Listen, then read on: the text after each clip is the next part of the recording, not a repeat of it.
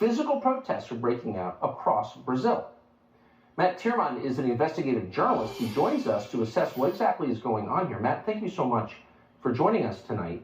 So the Biden administration is admitting they had the CIA director try to bully the president of a sovereign country on the question of his own elections? How can that happen? Well, they don't even think it's a big deal. It's par for the course. In fact, Bernie Sanders was talking about it on Pod Save America, the lefty podcast of former Obama administration alum.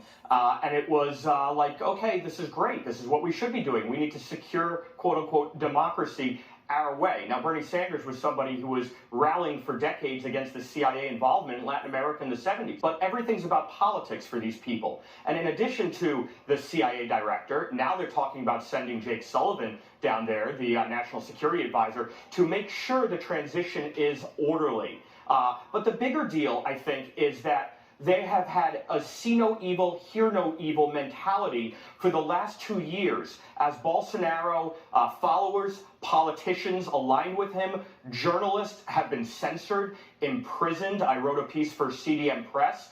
And I listed some of these incarcerated journalists. Even a sitting politician, a sitting congressman, was placed under house arrest. And it's continuing right now. Carla Zambelli, an outspoken member of the lower house, the Chamber of Deputies, has been totally purged from social media by diktat of one man, the head of the Brazilian Supreme Court, who also oversees a subsidiary court, the Brazilian Electoral Court. There's no due process here. It is purely by diktat. And these people are losing their voices, and the Biden administration says nothing. Where is that not considered an irregularity electorally? Where's the Organization of American States, the EU, the State Department, the IRI, who monitors elections? They're silent. It's pretty obscene.